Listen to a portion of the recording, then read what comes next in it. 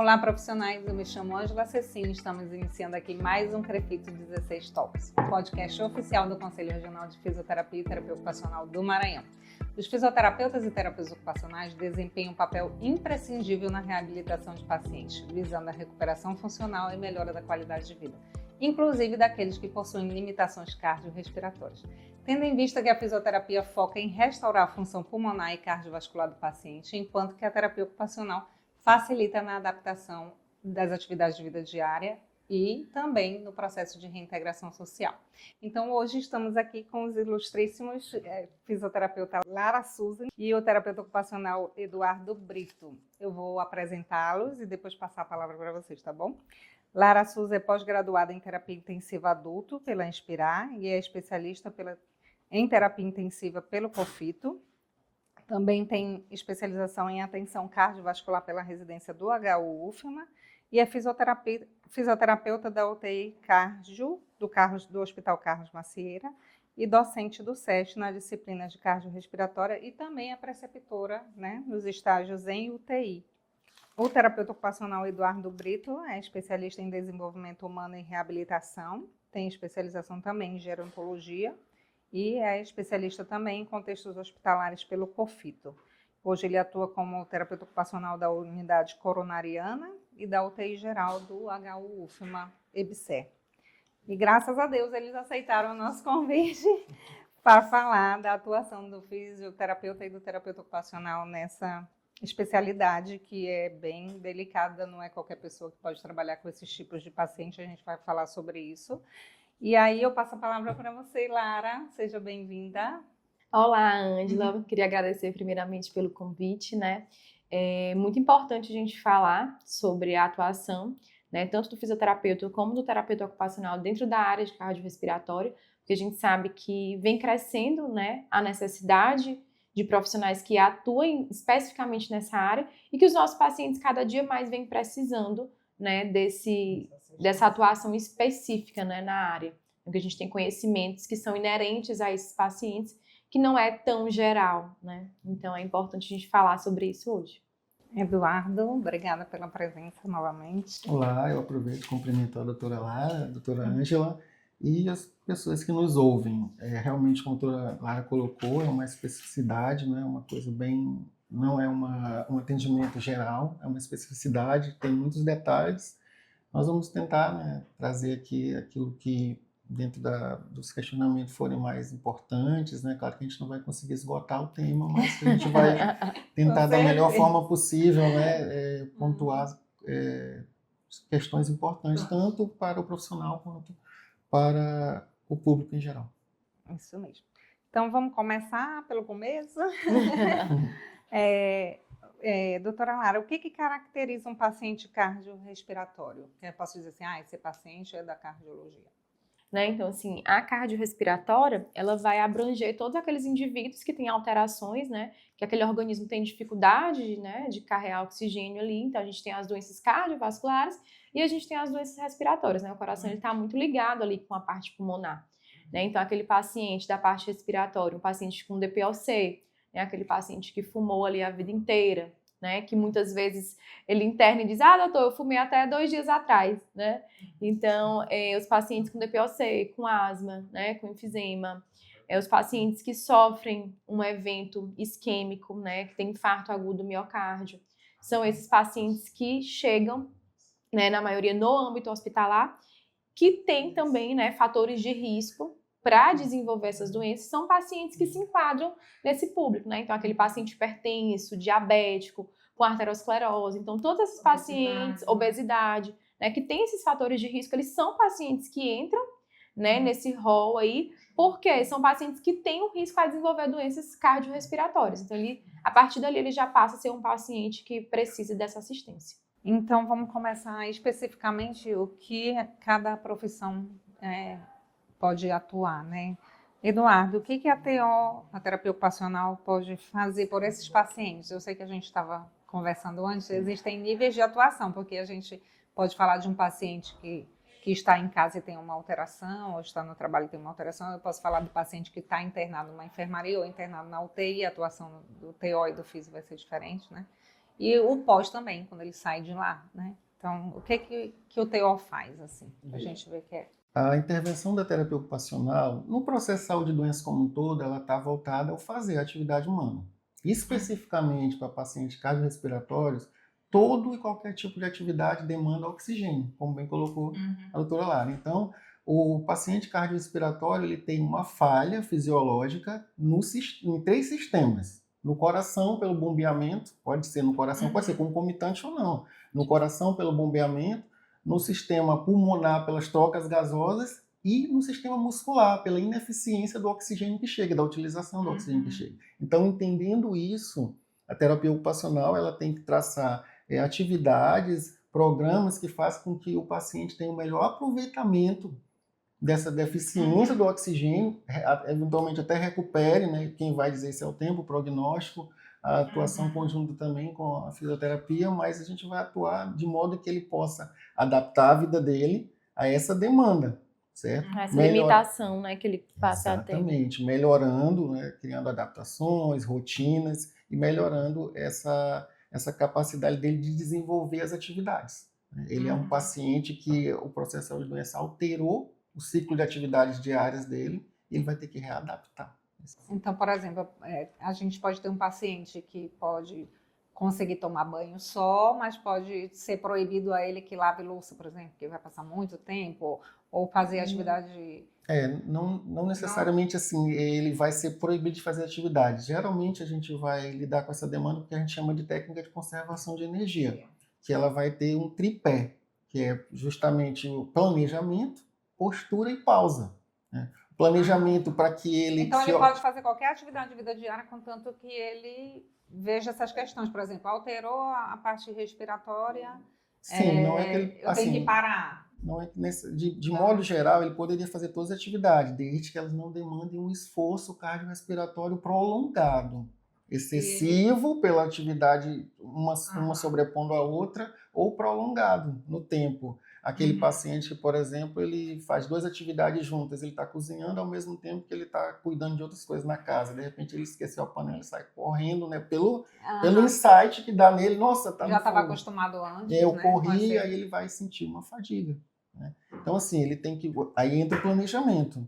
Tudo que ele vai fazer, ele vai se organizar antes. Ó, se eu vou cozinhar, os utensílios estão distribuídos por uso. O que eu uso mais está na altura da mão. O que eu uso... tá para não abaixar. O que eu uso de maneira moderada, de repente está numa altura média. O que eu uso menos, ele está lá embaixo para que eu não faça... que eu não me abaixe. Inclusive porque, às vezes, tu vai precisar manter uma postura.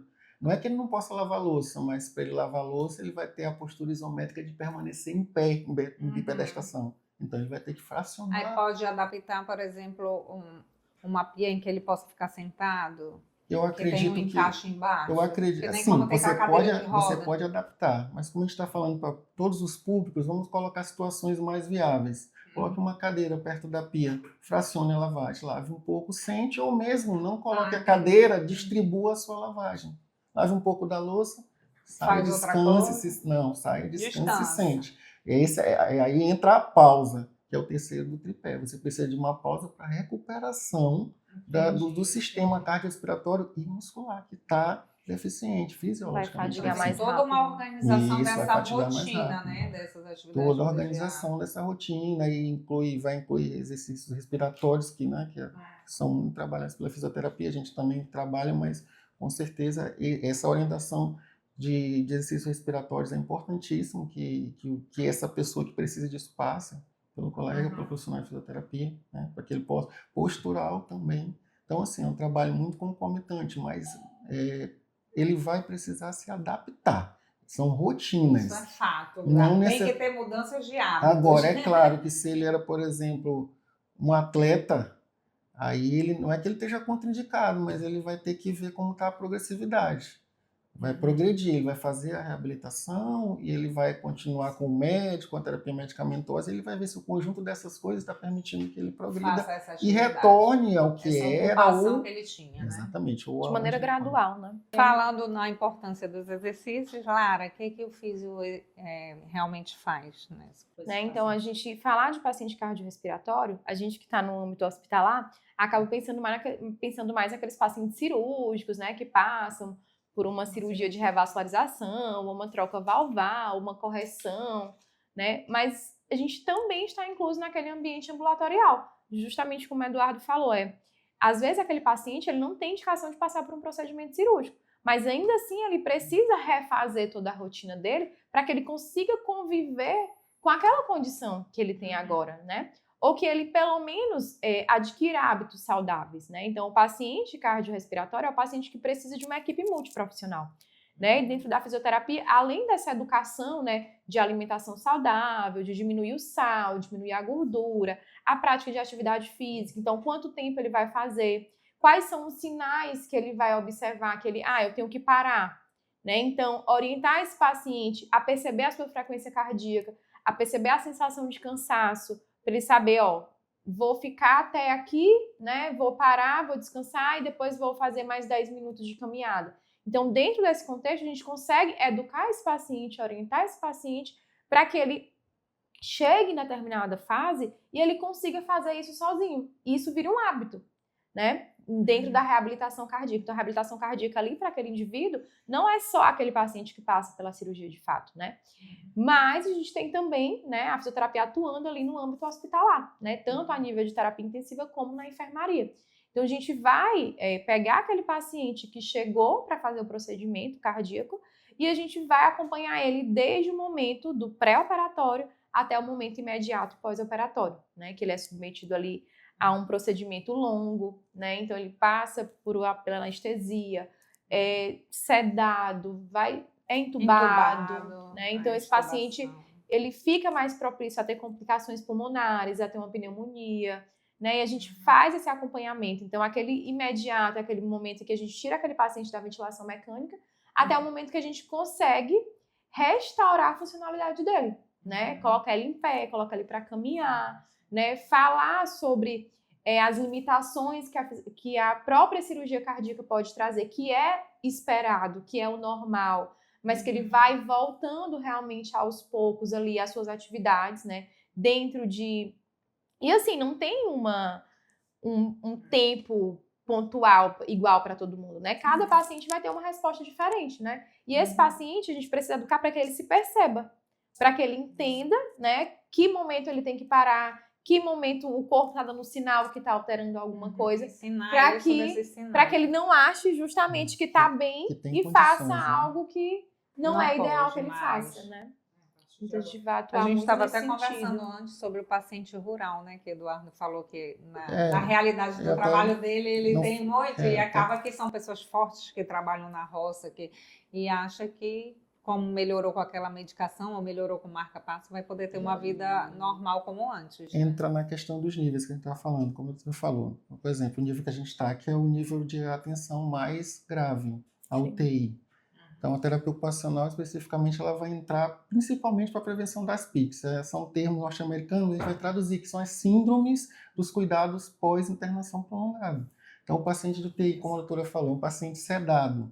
Então, um paciente que não eventualmente pode ter delírio, né, por conta da sedação. Muito comum. O ambiente da UTI ele já é desorientador por natureza. Né? Você não sabe se é dia, se é noite. Às vezes o paciente sai de um hospital para outro. Não sabe nem onde está. Ele demorou para ter um diagnóstico, para saber se vai ter uma cirurgia ou não. Então, é aquele paciente que pode ter tido edema, pode ter edema, ou já está com edema, ou vir a ter úlceras por pressão. Eu sempre pedi para residente que não mexer zero, a não ser que o médico diga não toque no paciente, mas mexer nada para terapia ocupacional é minimamente fazer proteção de superfície, né? Porque senão mudanças de decúbito, mobilizações que ajudem... Mobilização precoce é importantíssima. Que ajudem a drenar o edema com uma posturação, certo? Então isso é um mexer nada, a menos que realmente ele esteja com muito dispositivo, esteja com um balão intraórtico, esteja com os catéteres nasointeral, vesical, também com os drenos, né? Então, quanto mais invadido, menos movimento. Mas hoje até o que se preconiza é que o POI, que é o pós-operatório imediato, por 24 horas você já consegue mobilizar, desde que, isso para o profissional, ele avalie a hemodinâmica do paciente, questões neurológicas, né? Porque o paciente que com questões, não vou aumentar muito, mas com questões de deficiência de oxigênio, se ele tiver, por exemplo, um evento de alcalose, que é o PHD maior, né? O pH maior, se ele tiver um evento de alcalose, ele pode ter, por exemplo, uma desorientação, uma confusão mental na hora das respostas, de organizar o pensamento. Então, isso pode ter esse tipo de evento. Então, o terapeuta ocupacional vai trabalhar isso, o ajuste cognitivo comportamental, porque o paciente pode acordar assustado e querer arrancar os dispositivos. Sim, muito comum. Né? O paciente tem risco de queda. Né? Então, toda a equipe, a fisioterapia, a terapia ocupacional, a enfermagem, toda a equipe, ela trabalha o despertar diário, a prevenção de quedas, né? As lesões por pressão. Né? Então, assim, nesse nível... E são pacientes que também, às vezes, passam muito tempo internados, né? Exatamente, justamente. Pacientes que passam 1 mês, 2 meses esperando a cirurgia, às vezes esperando o material chegar. Eu trabalho numa UTI geral, eu passo mais tempo fazendo órteses e adaptações para evitar lesões por pressão do que fazendo atividade em si, porque geralmente são pacientes que estão sedados, né? Os que estão acordados, eu até consigo fazer uma estimulação cognitiva. Aí, no caso de vocês, pode ter até mais desorientação, mais delírio? Por causa do ambiente e das intervenções. Sedação, tubação, sedação, às vezes... Eles passam mais tempo sedados, né? A prática é que não se precisasse sedar, mas muitas vezes é precisar. Né? Manejo de dor também, o manejo de dor é muito importante. Você tem até porque o imobilismo e o edema causam muita dor, né? Por isso a importância da mobilização. É um paciente que vai precisar de comunicação alternativa, ele está até hemodinamicamente estável, mas ele ainda não tem condição de desmamar a TOT, que se ele foi tracostomizado, por exemplo, né? Não consegue falar, vocês vêm com a questão da comunicação alternativa. Assim, é claro que a doutora vai falar com isso mais especificidade. Ele vai ser entubado pela TOT, que é o tubo orotraqueal. Não é isso? Só que quando a intubação é prolongada, se opta pela TQT, que a via de obstrução, como regra, assim, intubação prolongada, obstrução alta. Né? A obstrução está alta, ela entra aqui. Ele só vai conseguir, na verdade, verbalizar, né, se ele já tiver desmamado da ventilação, e lógico com a válvula de fala, né? Existe uma válvula que é colocada pela fonoaudiologia. Né? Assim, habitualmente esses pacientes, dependendo da gravidade, logicamente, eles têm uma evolução boa. Mas, infelizmente, tem alguns pacientes que têm complicações inerentes ao procedimento, por exemplo, fazem infecção de ferida operatória, que passam mais tempo, né? Mas, assim, se a gente for botar assim na ponta do lápis, esses pacientes fazem a cirurgia, saem da ventilação mecânica, reestabelecem a função e vão de alta para a enfermaria. Às vezes, eles passam mais tempo na enfermaria do que na unidade de terapia intensiva. Né? E a questão maior desses pacientes é realmente o que a gente estava conversando. É a orientação, o encaminhamento do pós. Saiu da fase 1 ali, né? Eles entenderem que é importante eles darem continuidade. O fato deles conseguirem caminhar, conseguirem tomar banho sozinho, ter independência, fazem eles acreditar que eles não precisam da fisioterapia, da terapia ocupacional posteriormente. Imagina, a gente não consegue visualizar como o paciente pode sair de um evento cardiorrespiratório grave e não passar por um ambulatório de fisioterapia, por mais que a gente encaminhe, às vezes ele não vai. Não vai por várias coisas, mas o que a gente vê muito é que ele tem resistência, ele nem quer ficar no hospital, né? Então ele tem resistência. E a gente estava falando, eu tenho que ir embora porque a minha roça está lá e tem que fazer a colheita. Tem que fazer a colheita, meu patrão está lá, eu sou um homem forte, né? A gente faz aquele, como a gente estava comentando, o disclaimer, ele tem, de repente, uma força muscular boa, musculoesquelética boa, mas a clínica dele, cardiorrespiratória, não está boa, né? Justamente na demanda de oxigênio. Para apertar a mão, ele só falta quebrar com a mão. Você, mas você vai ver no faz um teste, faz um teste como a MRC, alguma coisa, e você vê que a força está boa. Em tese, se você pedisse, sente, se levante, caminhe, ele poderia, mas entenda que ele está com eventos hemodinâmicos adversos. O pH tá muito alto ou muito baixo. O lactato, por exemplo, tá alto e pode favorecer, se tiver para cima vai ter um tipo de consequência, como arritmia e perda de consciência, se tiver para baixo vai ter fadiga. Então, assim, é o paciente que ele vai, se ele voltar à atividade normal, nessas condições, ele pode ter um evento e, uma morte infelizmente, ter uma súbita, situação né? mais grave. E às vezes a pessoa é uma pessoa ativa, né? Que a gente diz, tem que ficar quietinho, restrito ao leito, e ele A gente não tem muita obedece. dificuldade com isso, né? Porque Vamos falar dos desobedientes. são pacientes então. que têm uma vida, são acostumados a fazer tudo, que de repente se veem com uma dor no peito e precisam procurar um médico. Né? Precisam procurar o cardiologista. Já falava, tá lá, mas ele não sabia. Né? Então, muitas vezes eles chegam, eles sentiram uma dor há 5 anos atrás, não deram importância e vida que segue. Exatamente. Até o momento que eles começam... também, né? Uma falta de alma, ataque cardíaco. Exatamente. É muito comum as mulheres, por exemplo, que têm alteração de válvula, é muito comum elas só perceberem o cansaço, por exemplo, na gestação. Então, que o esforço é maior e ela começa a sentir o cansaço. Ela relaciona com a gravidez. E logo depois que ela continua sentindo, ela vai atrás e descobre. Né? Então, muitas vezes, eles não dão importância para os sinais. Né? E quando vai diagnosticar de fato, já tem passado bastante tempo. Né? Então, são pacientes que, ou aqueles que é muito silencioso, e eles acham que está tudo ok. Até internarem por outros motivos. Por exemplo, a gente teve um paciente recente que ele fraturou o fêmur, e ele precisou fazer o risco cirúrgico. Então, todo paciente que faz qualquer cirurgia, ele precisa passar pelo risco cirúrgico. E muitos deles só descobrem que tem alteração cardíaca por conta do risco cirúrgico.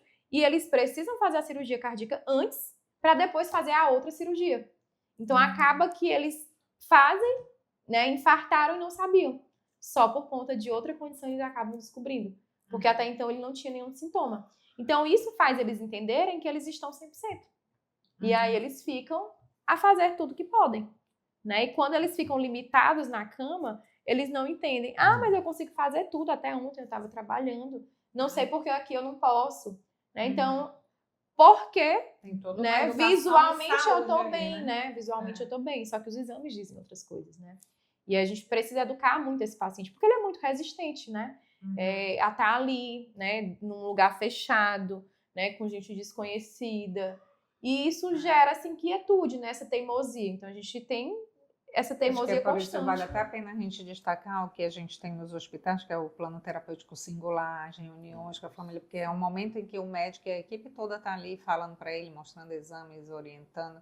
E até na transição de cuidado que a gente faz também, quando vai, pelo menos... O paciente resistente, o paciente com um quadro delicado. Já entregar ele para a sociedade, mas com a comunicação de quem vai receber ele lá, a gente já tem esse sistema, né? A gente vai ter que chamar a psicologia, conversar com o paciente, com a família, requerer autorizações, né? Explicar o quadro e o leque de possibilidades, se é cirurgia, se é medicamentoso, né? Toda a equipe vai ter que conversar e para chegar no entendimento, né, quando acontece essa falando nessas limitações e na desobediência de alguns que acham que pode ter a mesma rotina, ou mesmo, né, voltar a ser atleta como eram, que tem, a gente estava até falando disso, né, que tem atletas que descobrem, porque como é que a gente estava... São pessoas muito condicionadas, né? Que não desconfiam, né? E às vezes tem um mal súbito. Ou foi muita parte da demanda, Angela, da cardiorrespiratória é de pacientes que acabaram parando na cardiorrespiratória porque foram buscar outro tipo de atendimento, como a doutora colocou. Sim. Ele foi fazer um risco cirúrgico para outra coisa. Sim. Ou uma ressonância magnética para outra coisa e aparece... Ele sentiu outro tipo de sintoma, um gastrointestinal. Então, porque a gente tem que lembrar, né, para as pessoas que às vezes não é só a dor no peito que irradia para o braço esquerdo, que a gente tem esse que é o clássico, habitual, né? que é o clássico. Nem sempre o clássico acontece, né? E é importante saber disso, porque a gente precisa perceber o nosso corpo, ele dá sinais claros. Né? Isso é muito importante a gente se perceber, né? Qualquer alteração. Porque a gente sente quando o coração bate mais rápido, né? Então, qualquer ou mais devagar também. Como eu estava falando ao paciente bradicárdico, que tem uma arritmia, que precisa de marca-passo, às vezes ele só descobre que o coração bate mais devagar porque fez uma intoxicação alimentar e chegou na unidade e rodou um eletro, tá lá, o 138 de batimento por minuto, né? E ele só sai ali, realmente, dependendo da condição, se ele tiver um marca-passo instalado. né? Então, muitas vezes, isso que a gente está falando, né? O paciente, ele só acha que o problema é cardíaco quando ele tem dor no peito. Exatamente. Fora isso, para ele tá tudo bem. Às vezes tem paciente, né, que sente, né, outras coisas que ele nunca correlaciona com a condição cardiovascular. Ele E vai aí, quando por ele outro vai, motivo. E como, na maioria das vezes, você vai rodar exames gerais, você acaba descobrindo um evento cardiorrespiratório ali. Às vezes no início, às vezes mais grave. Por exemplo, às vezes você soluciona pelo exame, o cateterismo, por exemplo, né? Se a obstrução não for muito complicada, às vezes já bota um stent, alguma coisa, mas se tiver várias artérias entupidas, né? Sim. Então ele já vai ter uma condição mais difícil, já vai se optar, como já até foi colocado, por exemplo, a revascularização aórtica, que é o que a gente conhece como ponte de safena, né? O marca-passo, como eu mesmo disse, porque são também situações diferentes, né? Ele pode ter um problema de força muscular, de bombeamento, que é um tipo de situação, ou ele pode ter um problema elétrico de condução, Sim. de nó sinusal, o descompasso na condução, e aí ele vai precisar do marca-passo. Falando das ocupações, a gente também, né, que trabalha com as ocupações, tem a questão da ocupação sexual. Então a gente sabe que muitas das vezes são contraindicados para voltar ao sexo em certo tempo. Como é que os pacientes abordam vocês, assim, na fisioterapia? Doutora, já posso? É relações com a minha interessante que esposa? o momento que ele aborda a gente é aquele momento que a gente está mais ali isolado. Por exemplo, eu peguei um paciente que a gente foi um passeio terapêutico ali, sentou lá fora, sentou na praça, fez exercício ali. Aí ele sentou e, doutora, e quando é que eu vou poder? Né? Então, é sempre uma pergunta que eles fazem, principalmente os homens, né? Que sempre questionam sobre isso. O homem quer saber. Principalmente os homens, né? E aí a orientação realmente varia de cada condição. Desse recondicionamento físico, Sim, na verdade, que vocês... Né? E aí vai variar de condição cardíaca para condição cardíaca, né? Aqueles pacientes são submetidos à cirurgia cardíaca, eles têm ali uma orientação de 1 a 3 meses. E lógico que cada indivíduo tem sua especificidade, então a tolerância de um não é a mesma do outro, né? Então a gente sempre orienta esse cuidado, realmente, porque a demanda, né, metabólica é muito maior, né? Então a gente sempre orienta ali pelo menos os 3 meses para que esse paciente evite a ter um evento durante, né, o momento de... Como a doutora também falou, a gente retoma o paciente se conhecer. Se ele está percebendo que ele está tendo... Os sinais que tu falou, se ele tá vocês ensinam eles a perceber. Se ele está percebendo que ele está tendo desconforto respiratório, palpitação, arritmia, então entenda assim... Sem parar. Não é que a gente para, ele já está tendo isso normalmente antes do evento, tem alguma coisa errada. Então eu não vou repouso. Exatamente, A atividade sexual em si, ela demanda um aporte de oxigênio gigantesco. Então eu não vou dar para o meu corpo uma necessidade que eu não estou conseguindo suprir em repouso. Ou a um esforço regular. Nem necessariamente repouso. Se eu vou caminhar, eu já sinto uma dificuldade. Se eu vou fazer minhas atividades de vida diária, eu sinto uma dificuldade. Imagina, né? Se eu vou para uma atividade que demanda mais oxigênio, uma hemodinâmica maior, o coração bate mais rápido, o pulmão precisa expandir, contrair mais rapidamente. E a gente orienta justamente isso, né? Para eles se perceberem, para que em repouso está tudo bem, né? Se já não está bem em repouso, como é que vai ficar? Como vai estar se você tiver uma exigência maior? Sim. A gente tem visto também até os pacientes internarem em função do uso abusivo dessas substâncias para manter a ereção, né? A gente não só ataque agudo do miocárdio, mas também até AVC às vezes, né? Tem chegado muito para vocês no hospital nesse sentido? Só para a gente fazer um alerta, aproveitando. Para mim não tem chegado, mas o que a gente pode advertir? Veja, toda medicação ela tem uma atuação, um efeito colateral. Você toma uma medicação para ereção, ela vai favorecer aquilo. Mas o paciente cardiorrespiratório, ele tem uma estrutura hemodinâmica para isso? Para manter vai isso, né? ter a ereção, porque o medicamento ele vai favorecer isso, mas ele tem a condição necessária para manter aquilo ali. E lógico, a aplicação ele vai manter, porque para que ele precisa de ereção? Para o ato, para a relação sexual. Então a hemodinâmica dele não está boa, como a gente já comentou. Então, e assim, o que acontece habitualmente é que os jovens julgarem que tem condição para isso. E leva engano, né? Porque chega jovem que tem síncope e mal-estar por conta do uso, né, abusivo da substância. Né? Então a pessoa acha que porque é novo, né? Não sobrecarrega o coração, Exatamente. não sobrecarrega, né? E lê do engano, sobrecarrega sim, eles podem chegar, por a conta do fazer uso um de... infarto. Então, alerta, pessoal. E eu queria saber, doutora Lara, tem alguma, assim, como é nas outras áreas da ginecologia, sempre tem uma idade que a gente começa a fazer certos exames. Existe isso na parte da cardio? Tem uma idade que a gente tem que fazer um check-up do coração? Na verdade, sim, o que a gente tem são indicações para fazer um teste ergométrico, né?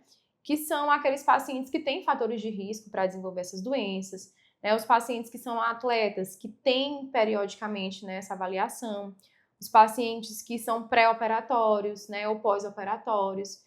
Normalmente, a gente não tem uma idade, né? Então, assim, X para poder... tenho que fazer um teste ergométrico quando eu fazer 30 anos. Não, né? A gente tem ali condições que têm indicações para a gente avaliar como é que anda esse trabalho cardiovascular, né? E aí a gente investigar se durante o esforço, né, como é que está o consumo de oxigênio desse paciente durante o esforço, se durante aquele esforço, aquele coração, né, tem alguma alteração, alguma arritmia, se essa arritmia é frequente ou não, para que possa ser feito um trabalho dentro da realidade de cada paciente, né? E às vezes tem os pacientes que buscam mesmo, né, que eles são Periodicamente, orientados, né, a busca fazer periódica, os periódicos mesmo. busca periódica de exames, né? Investigar mesmo, assim. De exames. Eu queria destacar aqui, já que a gente já falou de tantas especificidades, a gente vê que não é uma coisa tão simples, é uma área bem, né, especializada mesmo. Então, a gente vê que não é qualquer físio e qualquer TO que pode atuar com esses pacientes, porque a gente está falando, a gente pega na enfermaria, faz a cirurgia, tudo isso o físio e o TO especialista estão acompanhando e o hospital tem esse especialista para oferecer, a maioria deles, né, hoje, graças a Deus. Mas quando ele vai para casa e requer um fisioterapeuta e um TO domiciliar, a gente estava falando da importância dele também ser especialista na área, porque a gente sabe que passar alguns exercícios isométricos, como a gente estava conversando, pode ser um risco muito alto para, né, alguma comorbidade acontecer ou até um mal súbito acontecer durante o atendimento, né? Muitas coisas são contraindicadas, né? Como regra, o exercício isométrico contraindicado, porque ele exige que você mantenha uma postura por tempo prolongado. A manutenção da postura requer consumo de oxigênio.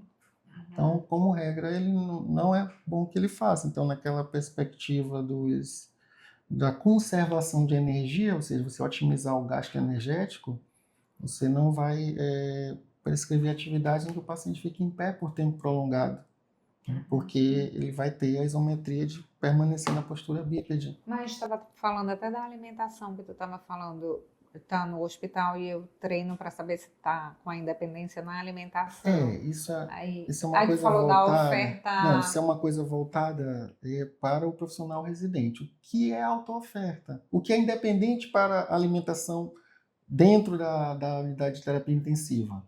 Veja, auto-oferta é eu pegar o alimento de onde ele está e levar até a boca. Então, quando o profissional residente ele me diz que o paciente está dependente para a alimentação e que eu já, por exemplo, avaliei e vi que ele tem aquela medida de MRC boa ou uma força periférica boa, e eu pergunto, mas por que ele está dependente para a auto-oferta? Não, porque ele está no leito.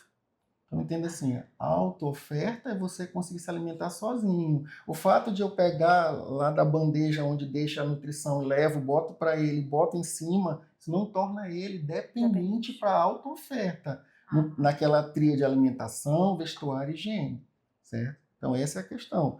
Se o paciente ele consegue levar até a boca para ali o terapeuta ocupacional, ele está funcional para a auto-oferta. Se ele não deglute, entra questões da fonoaudiologia, da fisioterapia, né, cardiorrespiratória. A mesma coisa. É diferente você...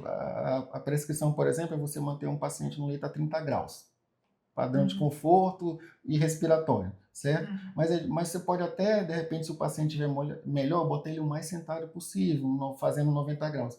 Mas é diferente o paciente que você bota ele a 90 graus apoiado no leito, ou um paciente que você bota ele para fazer uma sedestação beira-leito, onde ele vai exigir a musculatura do tronco para ficar sentado. Então, assim, essas coisas... O profissional ele tem que saber a diferença disso. Você acaba precipitando. Você vê o paciente... Conhece esses sinais específicos, se ele está Exatamente. saturando bem, né? Você vê o paciente a manhã inteira sentado, encostado, e quando você tenta um beira-leito com Ele ele não Ele consegue. desregula, ele não consegue. Ou seja, aquele... Por quê? Por a questão que a gente falou, o recrutamento. Onde está a isometria? Em manter uma musculatura que vai manter a postura sentada por um tempo prolongado. Então, ele tem oxigênio para aquilo? Ele não tem. É aquele quadro de astenia que a gente coloca. Provavelmente, se o médico ou o fisioterapeuta vai examinar a gaso, ele vai ver que o lactato está alto. Né? Não vai conseguir. O lactato alto faz com que o pH esteja baixo. O pH baixo é acidose. A acidose faz o quê? Fadiga, cansaço. Então, por isso ele não consegue. Aparentemente, ele ficou amanhã ali sentado, apoiado. Mas de aí, repente, um TO que não é da área, está em casa. Vamos lá, o senhor tem Ah, que ele tomar ficou- banho sozinho. ele ficou amanhã. Banheiro. Ele estava bem, ficou a manhã inteira sentado. Vamos botar um Aí leva beira-leito. pro banheiro Não andando, chega no não banheiro. olhou o exame, viu ali o A monitor. importância, né, de ter um especialista Viu o na área monitor, para mas orientar não bem esses pacientes. conversou, né? E nesse aspecto, eu converso bastante com a fisioterapia, a questão da O que ele pode, o que ele não pode. respiratória, Eu também. exatamente, limiares de pH, de lactato, eles são excelência nessa coisa, na tríade da reabilitação físico-fonoteórica, eles são excelência nisso. Então, você tem que conversar, e aí como é que tá? O que você achou da gaso Quando eu dele? chego na UTI, eu né? pergunto logo para a eu posso mexer? Exatamente. O que você acha? O que você achou da gaso dele? Eu queria botar ele sentado, mas o que você achou? Você já verificou? Então, né, você tem que ter. Agora, como é que você vai saber se pergunta sobre a gaso se você não tem um conhecimento nem que precisa perguntar? Não, que a gente estava falando, por exemplo, um TO que não tem essa especialidade e está trabalhando em casa, no retorno às atividades de vida diárias. Não, vamos lá, o senhor tem que tomar banho sozinho, tem que ficar independente. E leva e, de repente, ele cai no banheiro. Né? Nós comentávamos antes, o paciente está na UTI pelo risco de morte. Se ele não está mais no risco de morte, ele sai. Se a cirurgia dele for prolongada, ainda assim ele pode ir para a enfermaria e aguardar. Se ele está estável para sair da UTI fora de risco de morte, ele sai. Mas a gente coloca para a família, para o próprio paciente que acha que pode, o residente em formação. Não subestime o paciente de UTI. Ele disse, não, eu estou ótimo, ele já deambulou, a gente tem a escala de John Hopkins também de mobilidade, né, que vai desde o passo de exercício no leito até a deambulação acima de 75 metros. Então ele já deambulou, já foi no banheiro. Aí você afrouxa a supervisão. Você bota o paciente, não, doutor, deixa aqui, qualquer coisa eu chamo. Realmente você vai ouvir ele chamando pelo baque, pela queda. Nós, ilustrando, a equipe de enfermagem, nós tivemos uma AVD que a gente foi e o paciente estava muito evacuado, né? Ele já queria ir no banheiro faz tempo, constantemente, ele já estava conseguindo ficar em pé, fazendo uma transferência razoável. E a gente disse assim, vamos dar um banho nele no banheiro? É uma questão de dignidade, faz tempo que ele quer. Então, o paciente, no final, ele não conseguiu ficar em pé. Olha só, a gente tem todo aquele cuidado. A gente estava com a cadeira lá, então o que aconteceu? Quando ele começou a fraquejar, nós já colocamos ele sentado. Não queria, porque queria ficar em pé, o médico liberou, a equipe conversou, todo mundo acordou, mas olha o evento, ele não conseguiu, olha a isometria entrando de novo, ele não conseguiu tomar o banho inteiro em pé. Às vezes a gente quer muito ajudar o paciente nesse sentido, né? Porque ele não está de tempo que não fica em pé. Nós tivemos que devolver o paciente para o leito carregado, o técnico pelas pernas e eu pelos braços, né, rapidamente para levar. Ele retornou, tal, chamamos o médico e tudo mais, ele estabilizou, mas é isso, a gente não pode subestimar. Quando eu estou nesse treino também, fico sempre com o técnico do lado e um maqueiro. Sim. Na dúvida, mesmo checando, na dúvida, consulte o médico, fale com o colega fisioterapeuta, não é? Compartilha a responsabilidade também com os outros profissionais, chame a ajuda. O atendimento na UTI é muito conjunto. Para mim é muito difícil para mim fazer uma mudança de decúbito para aliviar pontos de pressão se o paciente estiver entubado e o colega da física não estiver comigo. Né? Até para manejar o tubo, verticalizar. Muitas vezes esse atendimento é até em dupla, né? Que a gente fala atendimento físio-TO, né? Eu faço muito. Essa semana mesmo nós colocamos uma sentar. Aí, lógico que ela vem com a parte dessa estrutura musculoesquelética física da condição e eu ajustando as adaptações para o paciente poder pintar. Que ela estava fazendo a sedestação para sentar lá na poltrona e eu colocando as atividades para O colega da checa, eu acho muito... Aí a gente fica as duas ali, bora botar de volta agora, é muito em conjunto mesmo. E assim, enquanto esse paciente está no hospital, que tem, né, essa estrutura, essa equipe ajudando, ótimo. Mas aí é que tá, Quando quando esse pra paciente casa. sai. Né? Muitas vezes eu já recebo mensagem de paciente, doutor, eu passei o dia bem, no final da tarde minhas pernas estavam muito inchadas. Né? O que é que eu faço? Eu não sei se eu posso tomar dipirona, não sei se eu posso tomar isso. E às vezes eles procuram o fisioterapeuta, que é o elo ali, o TO, que tem o elo mais próximo, né? Dele. E eles têm muitas dúvidas, né? O que pode fazer, o que não pode fazer. Tanto que a gente sempre recomenda, né, esse paciente dormir os primeiros meses de barriga para cima, por conta da ferida operatória, porque o osso ali não está ainda consolidado, né? Apesar de estar juntinho com os fios de aço, ainda não está consolidado. Então, essas pequenas orientações, né, faz esse paciente se sentir mais seguro. Entretanto, quando ele vai para o domicílio, surgem outras necessidades, outras condições. Por exemplo, eu coloco o paciente desde o ambiente hospitalar para subir dessa escada. Ele, doutor, lá em casa tem uma escada e eu nem sabia que eu podia subir. Né? Então, eles acham, muitos deixam de fazer tudo porque acham que não pode, também, porque tem medo, porque às vezes o filho, não faça isso, não faça isso, né? E aí, mas ao mesmo tempo tem os outros que querem fazer tudo e não tem condição, né? Então tem muito aquele 880 desses pacientes, né? Achar que consegue fazer tudo e querer fazer tudo, botar peso, subir dessa escada, fazer esforço. E tem aqueles que têm muito medo de qualquer coisa, né? Então esse paciente é o paciente que precisa ser acompanhado por esse profissional, né? Mas infelizmente a gente sabe que nem todo mundo tem o acesso, né, a esses profissionais. Então a maioria dos pacientes que chegam pra gente, eles são do interior. Então, às vezes, quando eles retornam, lá, né? Eles não têm acesso, né? Quando eles são da capital, a gente consegue orientar os serviços. Não é a limitação, mas a forma, entendeu? Aí são orientações técnicas. A conservação de energia é uma orientação técnica. Sim, por exemplo, subir esses escadas, que foi o que foi colocado, você não vai alternar passos, você vai juntar. Põe um pé, botou, põe um pé, botou. Inspira para subir, expira quando der o passo. Inspira para descer, expira quando levar a perna para dentro. Então, sim, são orientações técnicas. Não é que ele não possa. O problema é que, de repente, ele vai... A forma como ele vai fazer. A forma como ele vai fazer. O que a gente acaba, assim, a gente sabe que tem uma falta muito grande de fisioterapeutas e terapeutas ocupacionais nos interiores, né? Alô, prefeituras, vamos contratar mais vezes. Mas... tem a alternativa que a gente acha é ele voltar nessa consulta com cardio e, de repente, voltar também para consulta ambulatorial com fisioterapeuta. Mas ele vai reorientar, ele não volta. Infelizmente, mal, às vezes, volta com cardio. Ele volta com cardiologista porque ele vai ajustar a medicação, vai refazer exame, mas com a fisioterapia, terapia ocupacional. Não volta para a orientação, né? Não volta. Se ele se sentir um pouco melhor, ele vai esperar de novo. Se ele retornar ao trabalho, então, é que ele acha que não precisa mesmo. Então, e tem uma gradação, né?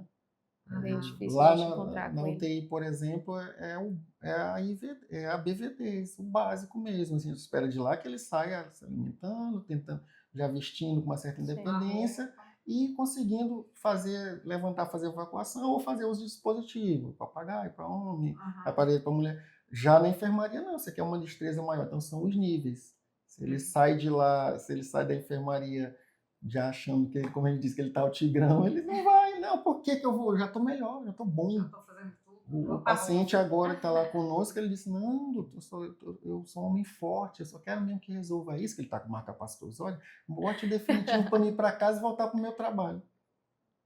Então, é um trabalho de educação continuada, né, com esses pacientes. E a equipe eles entenderem que a partir de agora eles estão...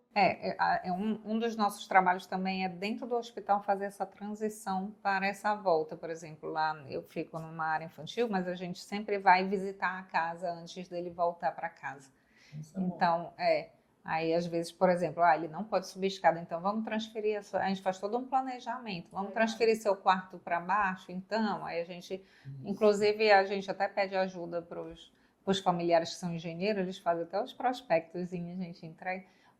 Teve pacientes que a gente já conseguiu, até com verbas do governo, fazer a mudança da casa, né? Que tem umas verbas separadas para isso, a gente conseguiu mudar toda a casa para adaptar o banheiro, tudo. Então, essa adaptação, às vezes, que demanda mais perda não poder fazer conservação de energia, a forma como a casa está estruturada, né? Tem que Ou uma adaptar. coisa muito longe Tem que né? A adaptar. cozinha muito longe dos utensílios, como eu falei, vamos Isso. mudar a gaveta para cá, Disposição vamos, de né? objetos. De exposição, tudo isso a gente tem que estar olhando também como TO para poder ter essa conservação de energia, né? E às vezes até tem orientação, mas não consegue, não tem o recurso para poder. E às vezes quando fazer. vai a equipe junto, aí fica mais fácil, porque o fisioterapeuta entende muito mais dessa questão. Não, essa escada ele pode subir, o quarto pode ser mantido lá em cima, né? Até bom, porque vai ser, né? E de repente a gente acha que não, então por isso que a importância dessa relação. Lá no atendimento ambulatorial, domiciliar, como na UTI, você vai ter sempre que estar atento aos os sinais vitais, né, por assim dizer. Mesmo que você faça o manejo de objetos, exposição, você vai treinar e ver como é que esse paciente está. Sempre antes de eu entrar mais em especializar dentro da questão da cardiorrespiratória, eu tinha em mente o aparelho de pressão. Mas hoje eu vejo que a oximetria, um oxímetro também, ele é maravilhoso, porque a pressão ela pode ter ela pode se alterar por um evento momentâneo, mas a oximetria ela vai te mostrar realmente o que está escondido às vezes ali. Eu estava falando até do meu medo, porque eu não fico nessa ala da cardio, eu fico na outra, né? E aí, às vezes, um profissional sai, engravida, está de licença, lá vou eu para a área de lá. E aí eu morro de medo Você trabalha no centro universitário. Eu não avalio se eu não conversar com a cardio. Doutora, pode mexer nele? Às vezes ela me diz, esse aqui tu pode rodar no teto, Ângela. Pode estimular. Aí eu tô ouvindo a criança lá toda roxa, tu muda de posição. A criança, meu Deus do céu. Às vezes eu atendo com um residente físico do lado, chamo... Uma vez eu só fiz alguma atividade, a criança foi ficando roxa, eu falei para a residente, corre, chama a físio. Aí a físio veio esbaforida, ele, não, mas só deita ali um pouquinho. Aí, não, já regularizou. Aí eu andava até com oxímetro, justamente. Só que às vezes engana, por isso que eu tô falando, a pessoa tem que ser especialista, porque, por exemplo, eu fui atender uma outra criança, ela saturava entre 60 e 68. E aí, nunca que eu iria mexer com o conhecimento básico que eu tenho, que não é de especialista, ela falou, não, você tem que fazer estimulação precoce com ele. Eu disse, mas ele está saturando, você disse, não, Angela, ele vai saturar isso sempre, porque esse é o normal dele. Então, por exemplo, quando você é especialista, você sabe desses parâmetros. É conhecer, né? Então, por exemplo, se eu pego na geral um paciente que está com uma pressão 16 por alguma coisa, eu evito mexer. Mas em algumas situações, como vocês, esse é o parâmetro normal dele, né? E aí vocês sabem se pode ou não pode mexer. Como a gente inclusive conversava, ali que o DPOC, né, que a gente colocou como caso, a doutora Lara, a gente tolera o normal da oximetria, o quê? 95 para cima de oximetria, tá bom. Abaixo disso, 88, 86, já revela um quadro hemodinâmico bem complicado. Mas esse DPOC, que é a doença obstrutiva crônica, né? É uma doença pulmonar. Nós vamos tolerar 88 a 92. E fazendo então, atividade. Lógico, não é que a gente vai supervalorizar e dizer que não, vamos continuar a atividade aqui. Não, mas a gente sabe que isso pode acontecer. Que vai acontecer, né? Porque é inerente ao quadro dele. Inerente ao quadro dele, faz parte da patologia. Ao que já está lá, né? Está instalado e de repente não vai ter muita variação, não vai ter muita habilidade naquele quadro. Então a gente sabe que pode fazer um pouco mais, a gente pausa e continua de novo, e é o que é o diferencial entre você continuar o atendimento do paciente ou deixar o paciente sem atendimento porque você acredita que ele não pode fazer nada. Não tem indicação. A mesma coisa é o paciente que faz uso de marca-passo, né? Ele vai ter uma frequência ali, sempre a mesma frequência, nunca vai alterar muito durante o exercício, né? Então, você tem que observar os sinais, porque esse paciente... Começou a suar demais, ou exatamente, frio, porque né? o exercício em si ele vai causar um aumento da frequência cardíaca, mas o paciente com marca-passo, não, ele vai estar com a frequência cardíaca o tempo todo controlada, porque ele está pré-estabelecido ali, né? Aquela frequência cardíaca. Então, você vai observar outros sinais que não a frequência cardíaca, que podem falar sobre alguma alteração com aquele paciente durante qualquer atividade. Né? Então, ensinar para ele também, né? Orientar ele a entender que a frequência cardíaca vai ficar daquela forma, mas que ele pode ter outros sinais de cansaço, de desconforto, né? Mal-estar, que pode ali falar sobre interromper qualquer atividade que ele esteja fazendo.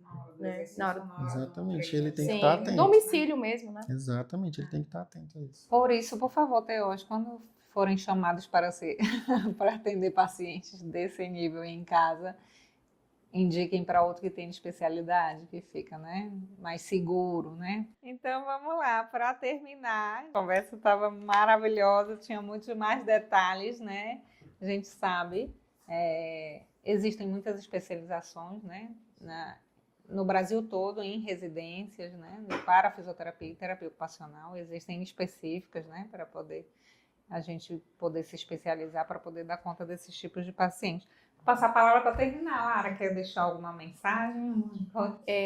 Eu acho que é importante, né, a gente sempre se qualificar e sempre se especializar para a gente ter segurança no nosso atendimento, para a gente dar segurança para o nosso paciente, né? A gente tem que lembrar que aquela pessoa ali, ela espera que você saiba o que você está fazendo, né?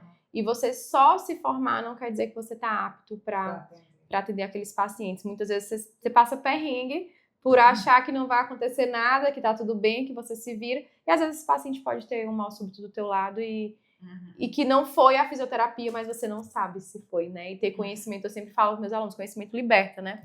E às vezes não foi o que você fez que causou aquilo, né? O paciente ele já tem uma condição grave que está, né, predisposto a acontecer, né? E você saber disso, você consegue orientar esse paciente para retornar no médico, para não fazer nenhuma atividade naquele momento, que não é o momento ideal, né? E poder trabalhar junto com a equipe para entender realmente, né, se é o momento certo de começar, de parar, de retornar e fazer uma reavaliação.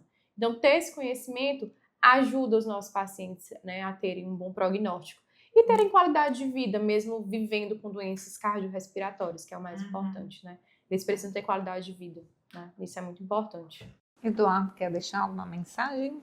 Eu concordo, né? Assino com o relator, sigo o voto da relatora, para que você possa, principalmente, saber o que você pode oferecer ou não, o que você deve ou não oferecer. Você tem que saber o que o paciente apresenta. Não tem como você ofertar alguma coisa, principalmente em cardiorrespiratória, se você não sabe o que precisa avaliar. E só tem como você saber isso se você se especializar. São pacientes realmente que não dá para que você atenda sem qualificação. Pode exemplificar, vamos botar uma coisa fora de ambiente hospitalar. Você tem um grupo no centro comunitário de idosos. Então você vai fazer o quê? Um baile dançante, uma coisa assim, você não checou, né? Ou não conversou, já passou pelo médico, né? Já conversou com o médico, eu estou pretendendo uma atividade e tal, já conversou com o médico, tem ali a tua própria verificação, domina pelo menos aquela verificação básica, então que a atividade ela vai ser o gatilho para isso, mas não é melhor cercar de cuidados? Eu não tenho como me cercar de cuidados se eu não sei quais cuidados eu preciso ter. Então a qualificação ela é extremamente necessária. Então o assunto demanda mais um podcast número 2. Vou propor para a gente brindar. Gente, muito obrigada pela presença de vocês. Foi um prazer falar sobre esse assunto e estamos por aqui.